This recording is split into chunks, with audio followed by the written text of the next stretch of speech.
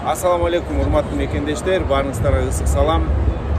Америка, штат Флорида, Майами шаарынан бул өзүңүздөр көрүп тургандай чоң стадион, Hard Rock стадиону 65 000 адам батат экен. Азыр ошо бир чоң концертке келдик.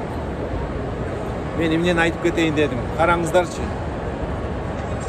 Ушундай салып койсо кандай сонун болот Кыргызстаныбызга.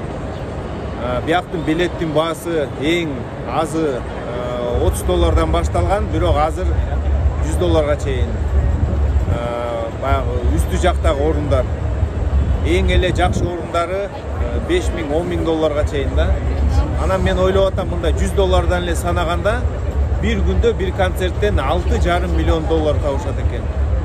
Ошондо бир жылда карасаңыз, канча бир жылда 5 ай эле иштесе, канчалаган туристтерди, канчалаган жакшы концерттер өтөт, канчалаган жакшы спорт оюндары өтмөк.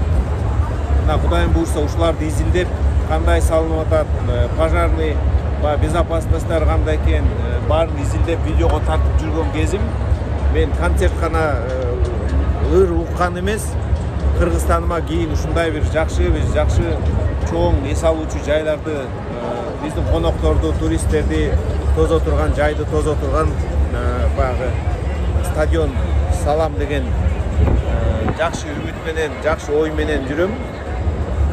Кудайым буйрса ошол да күн келет, ошол да убакыт келет. Мына бир көрсөтүп кетейин. Азыр баштала элек, 2 саат мурун эрте келдим, атайын сиздерге ошо видео тартып көрсөтүп кетейин деп. Бизде да болот ушундай буйрса. Кудай буйрса ошо баарыбыз чогуу ушундай салышыбыз керек. Биздин өлкөдө ушундай болуш керек. Кудайым буйрса деп туралы. Кийин аябай ийгиликке жетип, жакшы чоң ийгиликтерди багынткандан кийин инвесторлор болобу же мамлекеттик демилге болобу же бир жана ГЧП деп коет, государственный частный партнерство болобу, ушундай бир жакшы инвестор таап келип ушундай салдырсак аябай жакшы болот да. Мына караңыздар, таза ичи, баары ордорду менен кире бериши, бүт пожарный немелерин баары сакталган да. Кудайым буйрса бизде дагы ушундай болсун деген жакшы ниет менен жүрөбүз.